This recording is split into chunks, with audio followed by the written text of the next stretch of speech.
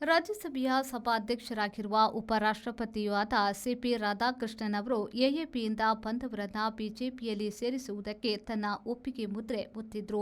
ಎಎಪಿಯನ್ನ ಕತ್ತರಿಸಿಕೊಂಡು ಬಂದ ಎಎಪಿಯ 7 ಮಂದಿ ರಾಜ್ಯಸಭಾ ಸದಸ್ಯರಿಗೆ ಬಿಜೆಪಿಯಲ್ಲಿ ಗುಂಪಿನಲ್ಲಿ ಆಸನ ವ್ಯವಸ್ಥೆ ಮಾಡುವಂತೆ ರಾಧಾಕೃಷ್ಣನ್ ಅವರು ಸೂಚನೆ ನೀಡಿದ್ರು.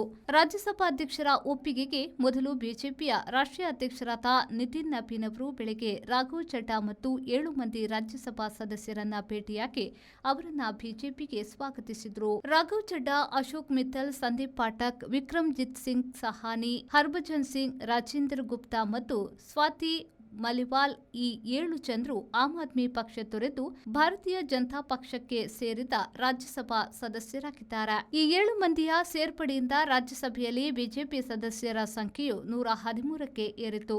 ರಾಜ್ಯಸಭೆಯಲ್ಲಿ ಬಿಜೆಪಿ ಕಾಣುತ್ತಿರುವ ಅತಿ ಹೆಚ್ಚಿನ ಸದಸ್ಯ ಸಂಖ್ಯೆ ಇದಾಗಿದೆ. ಬಿಜೆಪಿ ಸೇರಿದ 7 ಮಂದಿ ಎಎಪಿ ರಾಜ್ಯಸಭಾ ಸದಸ್ಯರಲ್ಲಿ 6 ಮಂದಿ ಪಂಜಾಬ್ ವಿಧಾನಸಭೆಯ ಮೂಲಕ ರಾಜ್ಯಸಭೆಗೆ ಆಯ್ಕೆಯಾದವರಾಗಿದ್ದಾರೆ. ಒಬ್ಬಿಬ್ಬರು ತಪ್ಪು ಮಾಡಬಹುದು. 7 ಜನರ ತೀರ್ಮಾನವಿದೆ ಎಂದು ಚಡ್ಡಾ ಅವರು ಪಕ್ಷಾಂತರವನ್ನ ಸಮರ್ಥಿಸಿಕೊಂಡಿದ್ದಾರೆ. ಸಂಸದೀಯ ವ್ಯವಹಾರ ಸಚಿವ ಕಿರಣ್ ರಿಜಿಜು ಹಾಗೂ ಕಡೆಗೆ 7 ಮಂದಿ ಸಭೆಯ ಸಂಸದರು ಬಿಜೆಪಿಗೆ ಬಂದಿದ್ದಾರೆ ಎಂದು ಹೇಳಿದ್ರು.